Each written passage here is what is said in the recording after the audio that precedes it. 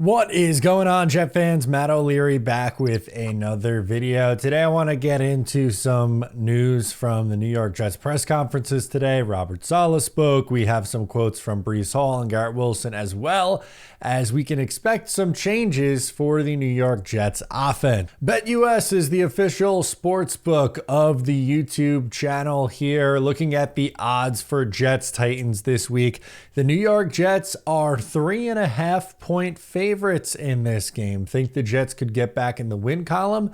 Sign up for BetUS using the code YouTube150 and receive a 150% match deposit bonus on your first 3 deposits up to $2,000. If you want to get in on the action, that's where I am doing all my gambling this year.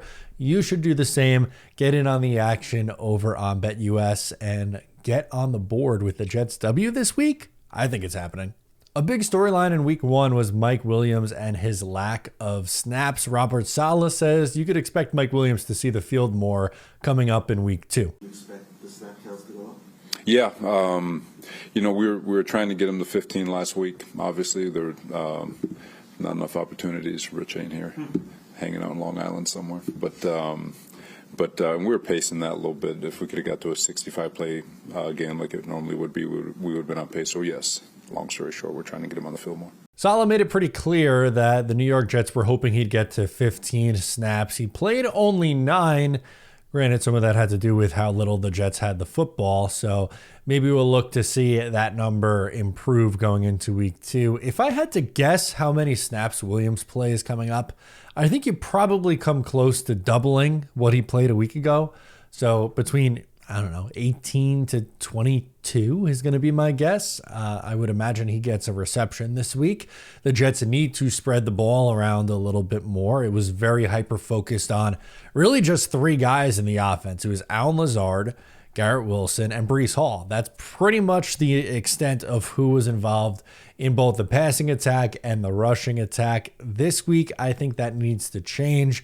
If the Jets are going to use 11 personnel, running 3 receivers out there on the field, a video topic we discussed earlier today, I would like to see Mike Williams be a part of that. So if his number is, again, 20 snaps, let's say closer to 20, that's a big improvement from where it was in week 1, and I'd imagine it grows and he eventually comes up to being the number 2 wide receiver in terms of snaps and snap percentage and all that good stuff. That's not all. Breon Allen says Breon Allen should get more reps, and I agree. That's why, it's a blessing to have the O-line we do, and the blessing to have, guys like Braylon and Isaiah Izzy to, take some of the load off my back. So, if we run the ball, how much that we think that we will, then I know I'm going to be pretty sore going into Thursday, and that's when Braylon will be able to help me out a lot, which he's been doing very well, and I can't wait for him to get some more opportunities to play because he definitely deserves it for sure. It's a short week for the New York Jets after week 2. This is not looking ahead, but just so everyone's aware, they play the Patriots on Thursday Night Football in week 3. So they're the first game on the slate, which means quick turnaround from week 2 to week 3.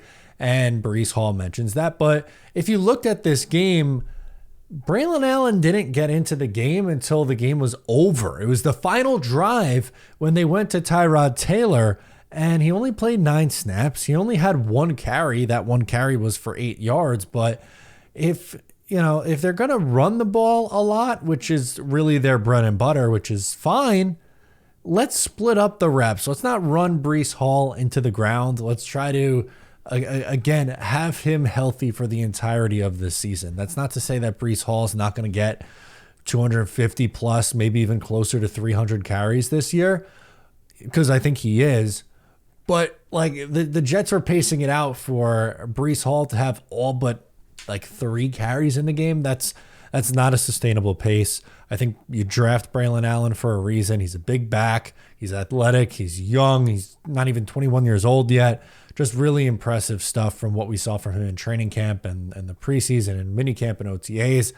I just think the Jets should get him on the field more. I agree with Breon Allen. Last but certainly not least, Garrett Wilson puts into perspective the New York Jets offense from week 1. The reaction to Monday of the way the game went. You guys are sad. Yeah, we lost. We were upset, but it's one game. We have to put it all in perspective after. and really think about, watch the film, find ways to get better. Remember that that's our first time playing with Aaron, playing through a full game, first time playing together as a group. And they're a really good team. So, whenever you get to start the season like that, we looked at it as a great opportunity to see where we're at.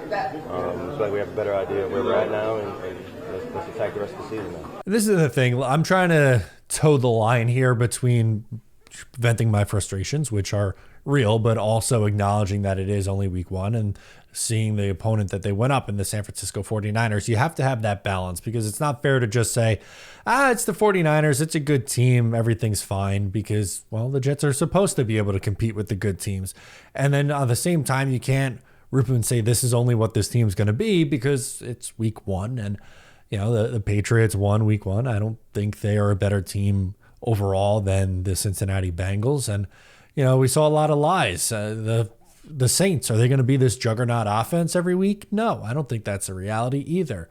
So let's not get ahead of our skis here. But as Garrett Wilson puts it, that is the first time that they played a whole game together in the regular season with Aaron Rodgers. And I think the more repetition they get in game, the more he's going to build a relationship with the quarterback. They already have a very good relationship, but it felt like even at times he was comfortable, he being Rodgers, was comfortable going to Allen Lazard because they have those years and years of built-in repetition. The more this goes on, the more likely we're going to see in-game situations Aaron Rodgers going to different guys, Garrett Wilson and Tyler Conklin and Breece Hall, and mixing in the other receivers. They just have to eventually build that trust and get that relationship. They've done it in training camp, done it in OTAs and mini camp. Now it's time to do it in the regular season. And I think they'll get there. And sure, I have my concerns with the play caller, and there's some things that I didn't like in week one, but Aaron Rodgers looked like he could still spin the football, he could still throw, and I think the offense and the passing attack with Aaron Rodgers is going to end up being just fine. But anyway, I want to hear your perspective on this. Let me know down below in the comments. Once again, shout out BetUS for being the official sportsbook of the channel. I'm Matt, and I'll catch you next time.